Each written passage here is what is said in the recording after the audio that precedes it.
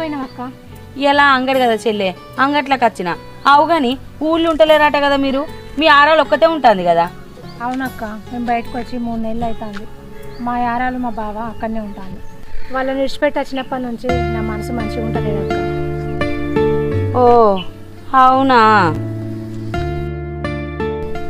అవును కానీ అక్క, ఏరు కాపురం పెడితే సంతోషంగా ఉండొచ్చు, 4 రాళ్ళు వెనకేసుకోవచ్చు అని ఇంకా ఏదో ఏదో చెప్పినావు. నేను కూడా నిజమే అని నీ మాటలు నమ్మి నా భర్తను తీసుకొని బయటికి పోయినా. కానీ అట్లా లేదు కదా అక్క, ఒంటరితనమే అనిపిస్తుంది. అసలు నువ్వు ఎట్లుంటాను అక్క ఇట్లా ఒంటరిగా? అందరి సంసారం ఒక్క తీరే ఉంటా అదే చెల్లె, నా లెక్కనే ఉంటుందని చెప్పినా. నీ సంసారం నీకు పట్టలేదానే? నేను చెప్పంగానే నువ్వు వింటావా?